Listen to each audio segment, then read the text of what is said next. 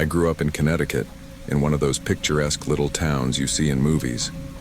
You know, where every house has a perfectly manicured lawn, and the leaves in autumn look like they've been painted by some overly enthusiastic artist. My childhood wasn't exactly ordinary. My parents weren't billionaires or anything, but let's just say I was lucky enough to get a horse for my 16th birthday. His name was Saul, a stunning golden palomino. He was my everything. It was late October, right when the leaves were that perfect mix of red and orange. My stepdad, Greg, and I decided to take Saul and his horse, a massive Andalusian named Shadow, out for a ride in the woods. Greg was always about teaching me responsibility, so he insisted I learn to handle Saul on my own. The woods that day, dead silent. No birds chirping, no rustling leaves, nothing. Just the crunch of hooves on the dirt trail. I didn't think much of it at the time. I was too busy enjoying the cool breeze and the way the sunlight made Saul's coat look like it was glowing. Greg let me take the lead for the first time. I remember turning back to see his proud smile. I was ecstatic. For once, I felt like I could handle this on my own. I imagined Sewell and I galloping through those woods forever, just the two of us. But then, it happened. 1 second, everything was perfect. The next, a loud crack shattered the silence. Sewell reared up, and before I could react, he crumpled beneath me. I hit the ground hard, pain shooting up my arm. When I looked up, I saw Sewell lying there, still, too still. I'll never forget what I saw next. His golden coat was streaked with red. There was a hole in his side. I couldn't move, couldn't scream. My leg was pinned under him, and all I could do was stare as the life drained out of my best friend. In the distance, I caught a glimpse of something, moving between the trees. A dark, shadowy figure with a hood pulled low over its face. My mind raced. Who would do this? Why? Greg found me minutes later, his face pale as a ghost. He pulled me out from under Saul, but I could barely stand. All I could do was point toward the trees where I'd seen the figure. The police showed up not long after. A group of hunters came forward, claiming they thought Sewell was a deer. They apologized, but something about their story didn't add up. Greg didn't buy it either. They're lying, he whispered to me as the cops took their statements. No one mistakes a horse for a deer at that range. For weeks, I couldn't sleep. Every time I closed my eyes, I saw Saul lying there. I'd wake up drenched in sweat, hearing the crack of that rifle over and over again. I started digging into the history of the woods. What I found, it shook me. Turns out, those woods have a reputation. Over the years, people had gone missing. Hunters, hikers, even locals who knew the area like the back of their hand. And every time, there was a common thread, a shadowy figure spotted right before they disappeared. An old woman at the local library told me a legend about the Scarlet Woods. She said it was cursed, that anyone who disrespected the land would pay the price. The woods take care of their own, she'd said, her voice shaking. At first, I didn't believe her. But the more I learned, the harder it was to brush it off. One night I couldn't take it anymore. I had to go back. Greg tried to stop me. It's too dangerous, he said. But I didn't care. I needed answers. The woods were eerily quiet, just like that day. My flashlight barely cut through the thick fog that clung to the ground. Every crunch of a twig under my boots made my heart jump. I found it deep in the forest. A small, overgrown clearing with a crumbling stone altar at its center. The air felt heavy, like the woods were holding their breath. And then I saw it, the figure. It stepped out from the shadows, its hood still low. But this time, it didn't run. It just stood there watching me. I don't know what came over me, but I screamed at it. Why? Why did you take him? The figure didn't answer. Instead, it pointed toward the altar. When I turned back, it was gone. I don't know what I saw that night. Was it a ghost? A hallucination? All I know is that when I left those woods, I felt like I was leaving part of myself behind. Now, I tell this story not to scare you. Okay, maybe a little, but to warn you. The Scarlet Woods aren't just another hiking spot. They're alive, and they remember. And trust me, you don't want to make them angry.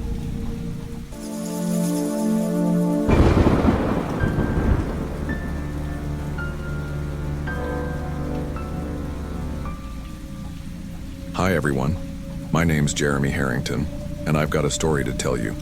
One that still keeps me up at night. I don't share this lightly, but maybe talking about it will help me finally move on. It all started back in August 1986, when my family decided to spend the summer in a remote cabin up in the Blackwood Forest, Colorado. We were the picture-perfect family, or at least that's what everyone thought. My dad, William, was a big-shot real estate mogul, and my mom, Evelyn, was the perfect trophy wife.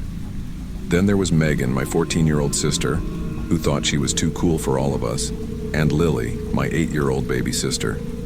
And of course me, the 18-year-old golden boy on the outside but dealing with a ton of family pressure. The cabin was isolated, surrounded by miles of thick forest. Dad called it a getaway from the chaos, but honestly, it felt more like we were running from something. The place was old, creaky floors, faded wallpaper, and this heavy, musty smell like it hadn't been opened in years. But the weirdest part? No cell service, no neighbors nearby, just us in the woods. The first couple of days were normal. Lily played outside, Megan sulked in her room, and Mom tried to keep everyone happy while Dad buried himself in his work. But at night, things started to feel off. There was this silence in the forest, the kind that makes you feel like something's watching. One night, Lily came running into my room saying she heard someone calling her name from the woods. "They're my friends," she whispered, her big eyes full of innocence. I brushed it off, telling her it was probably the wind, but something about her tone gave me chills. The next day, Dad found footprints around the cabin. They weren't ours. Too big, too deep. He told us not to worry and acted like it was no big deal, but I caught him double-checking the locks that night. Then there was Mom.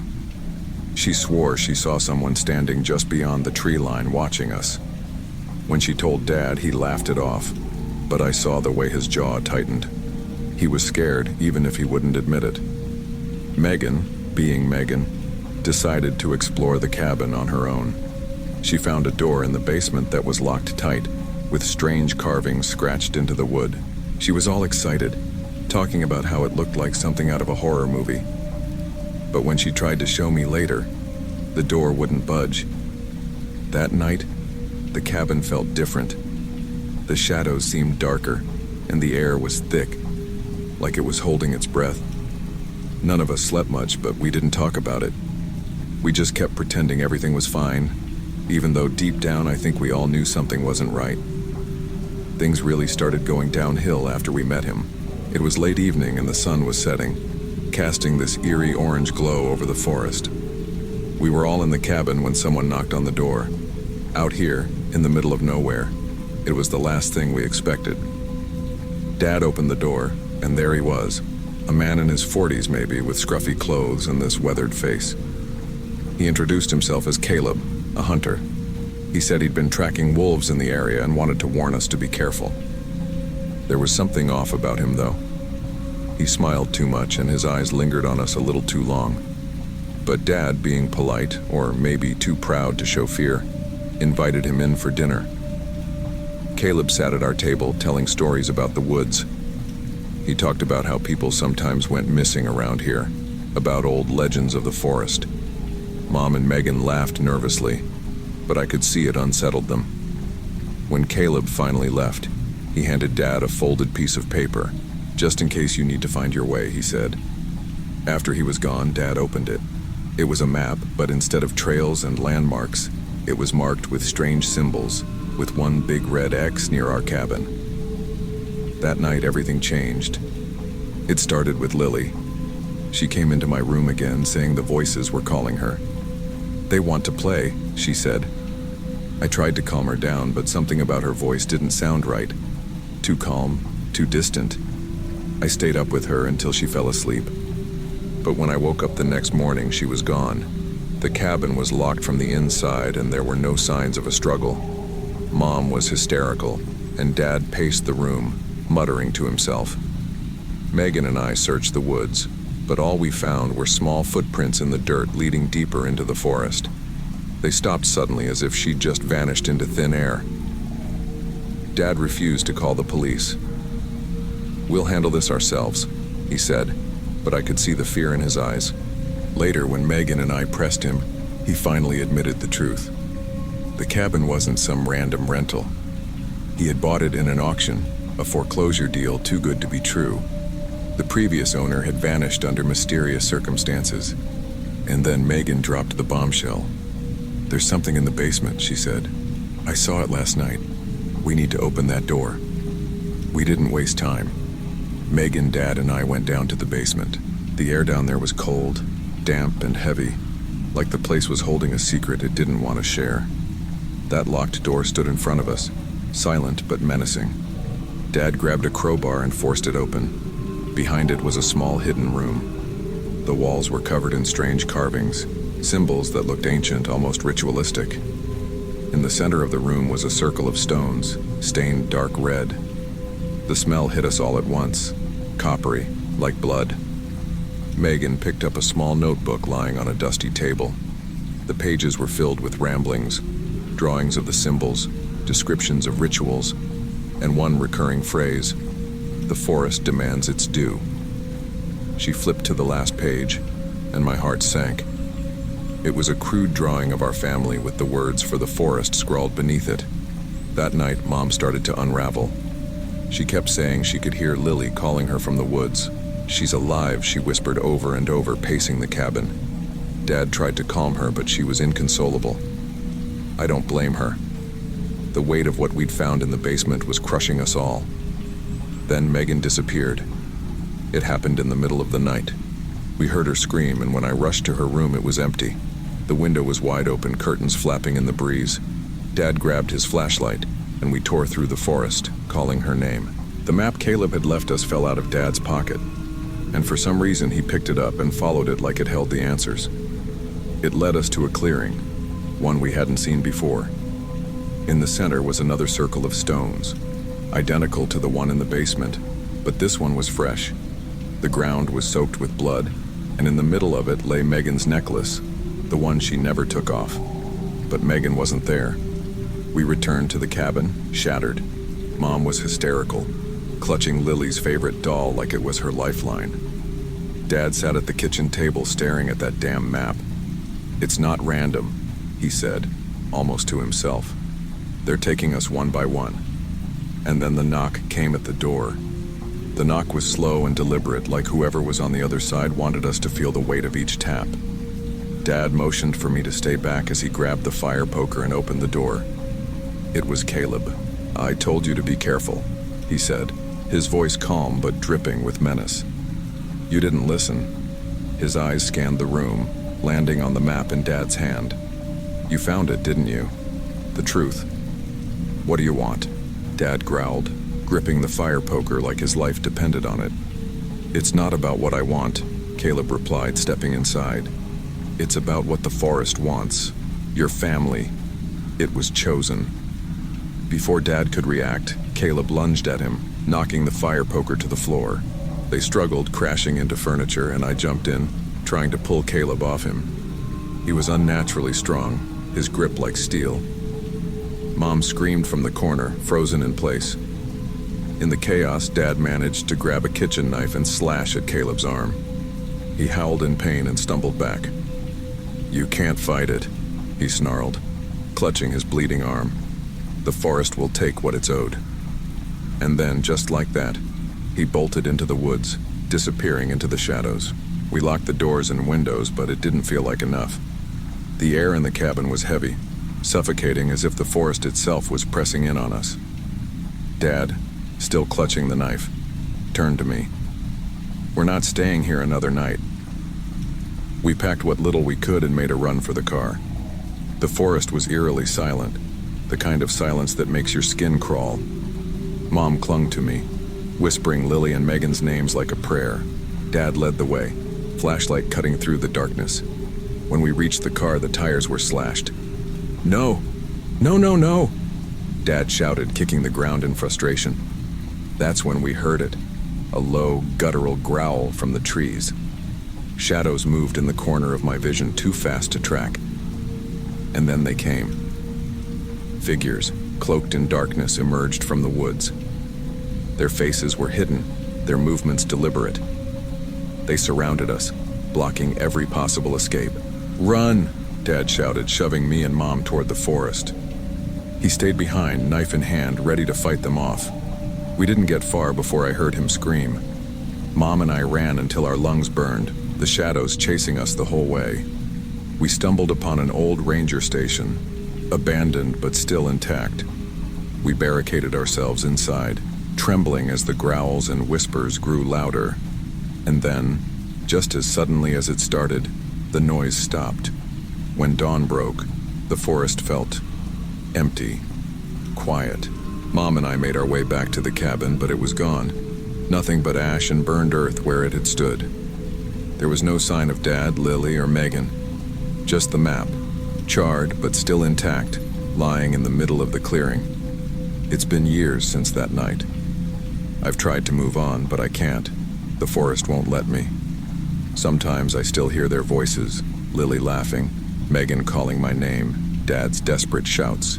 And sometimes when I close my eyes, I see Caleb, standing at the edge of the trees, smiling that same eerie smile. I don't know what really happened in Blackwood, but I do know one thing. The forest doesn't forget. It took my family, and one day I think it'll come for me too. And that's my story. If you've made it this far, thanks for listening. If you ever find yourself near Blackwood, stay away. Trust me, you don't want to end up like the Harringtons.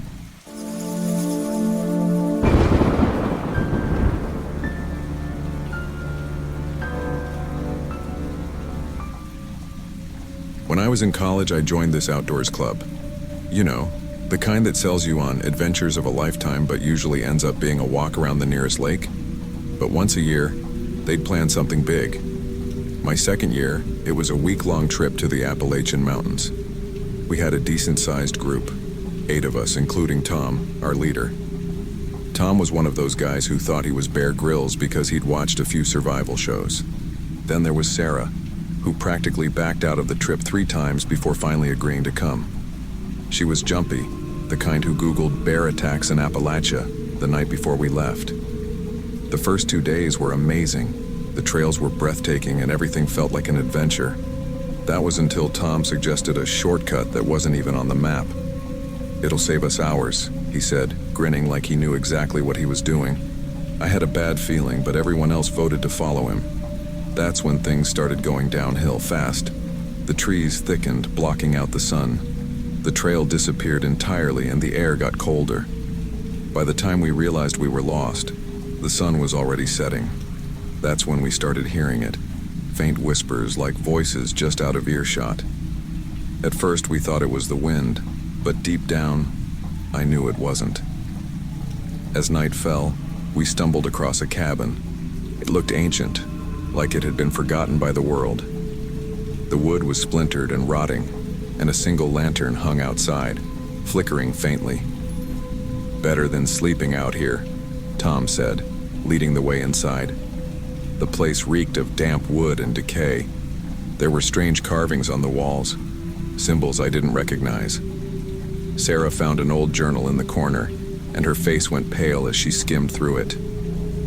"It talks about offerings and watchers," she whispered. We laughed nervously, brushing it off as the ramblings of some mountain hermit. But deep down, none of us were laughing. That night, I woke up to Sarah shaking me. "Do you hear that?" she whispered. At first I thought she was imagining things. Then I heard it too, footsteps circling the cabin. Tom went out to check, flashlight in hand. I followed, my heart racing. That's when we saw them. Figures standing just beyond the trees, their faces hidden under dark hoods. They didn't move. They just stood there staring. "We don't want any trouble," Tom shouted. No response. The figures just stood there as if waiting. Then, one of them slowly raised a hand and pointed at the cabin.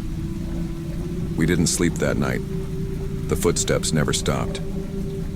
By morning, we'd had enough. We packed up and left the cabin, determined to find our way back to the main trail. But instead, we found something far worse. We stumbled into a clearing with a massive stone altar in the center. Around it were the same symbols we'd seen in the cabin, carved into the ground.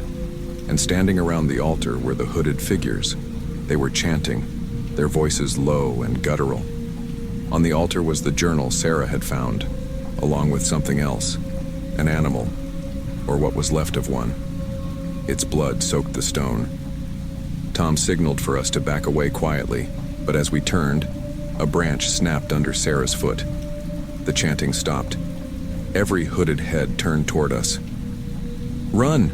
Tom shouted. We bolted. The figures didn't just chase us, they hunted us.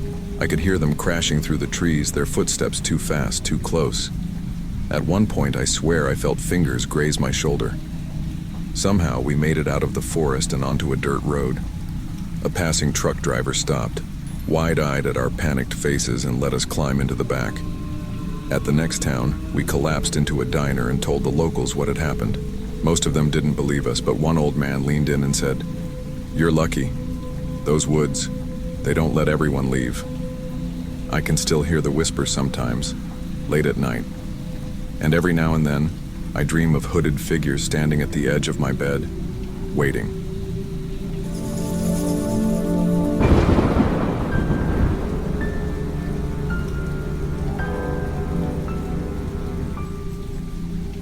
I'm from a small town in Oregon, right near the edge of Red Hollow Forest. Most weekends, I like to keep fit by running long distances, especially through trails. Last June, I decided to try a new route that some friends mentioned. A quiet, scenic trail that cuts through the cliffs and down into the dense forest. They said it was challenging but worth it. Fresh air, peaceful vibes, all of that. At first, everything was perfect. The trees provided just the right amount of shade, and I could hear the birds chirping. By the time I hit the 10th kilometer, though, I started feeling that fog in my brain that happens on long runs. I wasn't thinking clearly and must have missed a turn somewhere. Suddenly, the trail disappeared under my feet and I was on some narrow dirt path heading deeper into the woods. I thought, no big deal, I'll just backtrack. Except the more I tried to find my way, the more lost I got. I ended up jogging for another 15 minutes before I stumbled across a sign for a place called Hollow Creek. I'd never heard of it before. It wasn't on my map, but it didn't seem far. I figured I'd head there, grab some water, and maybe ask for directions back to Marlboro, where my car was parked. As I ran down a hill toward the village, things started feeling off. For one, it was dead quiet. No cars, no people, not even a dog barking. When I finally reached the edge of the village, I realized why. This place looked abandoned. The houses were old and weathered, some with shutters hanging off their hinges. A rusty swing set creaked in the wind, even though I couldn't feel a breeze. Still, I thought maybe someone might be living there. Maybe it was one of those off-the-grid communities, you know? So, I wandered deeper in, calling out, "Hello? Anybody here?" No answer. Just the crunch of my footsteps on gravel. That's when the smell hit me. At first, I thought it was a sewer leak or maybe some rotting garbage. It was sour and heavy, making my stomach churn. I followed the smell to a well in the middle of the village.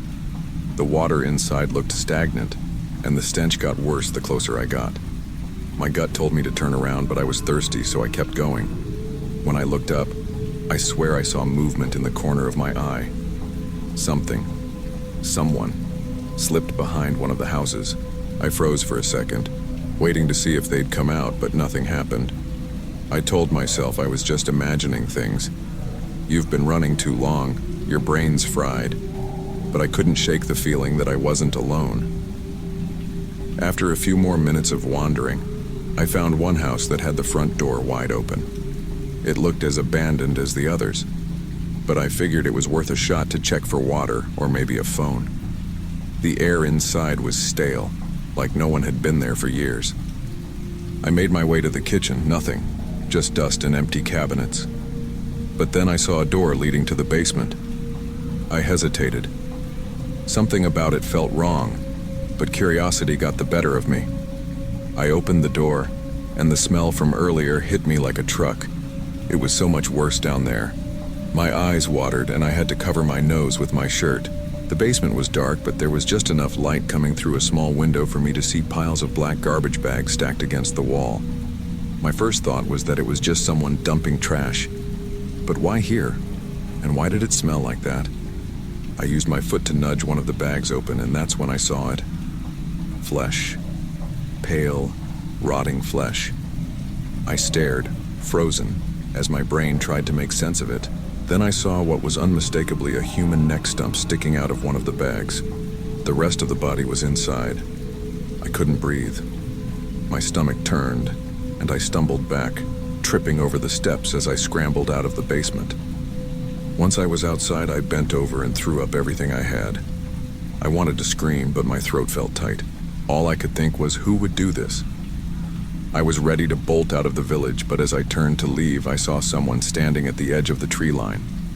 They were wearing a dark hooded cloak, their face hidden in shadow. My heart stopped.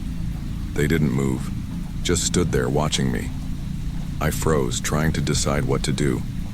Maybe they hadn't seen me. Maybe I could sneak away. But before I could move, they tilted their head, like they were studying me. Then they took one step forward. That was enough. I sprinted down the main road, not even sure where it led. I just needed to get as far away as possible. Behind me, I could hear soft footsteps, like they were following me, but not in a hurry. That almost made it worse, like they knew I had nowhere to go. I ducked into another house, hoping to lose them. Inside, I found scraps of old newspapers pinned to the walls. They talked about disappearances in the area, dating back decades. One headline read, "Missing hiker found dead in Red Hollow Woods." Another mentioned something about a forest ritual. My hands were shaking so badly I couldn't read more. I peeked out the window and saw the figure again, standing in the middle of the street. They were closer this time. I didn't wait to see what they'd do next. I ran out the back door and into the forest, dodging branches and roots as fast as my legs could carry me. The footsteps were louder now, and I swear I could hear whispering. Soft, chilling voices all around me. My chest burned, and my legs felt like jelly, but I didn't stop. Eventually, I saw a break in the trees. A road. A car was coming down it, and I ran straight into the middle, waving my arms like a maniac. The driver slammed on the brakes and jumped out, yelling at me, but I couldn't even form words. I just pointed back at the forest and said, "Someone's in there. They're trying to kill me." The driver called the cops, and they arrived within minutes. I explained everything, from the body in the basement to the hooded figure chasing me. They didn't say much, just told me to stay put while they investigated. Later, they found the basement exactly as I described, but no sign of the hooded figure. The bodies in the bags were identified as victims of a local cult that had operated in the area years ago. Apparently, the cult was disbanded, but not all its members were caught. The police thought one of them might still be living in the woods, continuing their twisted rituals. They asked if I'd seen anything else, but all I could say was that the place felt wrong. Even now, I can't shake the feeling that the hooded figure is still out there watching, waiting. So yeah, that's my story. If you're ever out running near Red Hollow, maybe stick to the main trails. You never know what or who you might run into.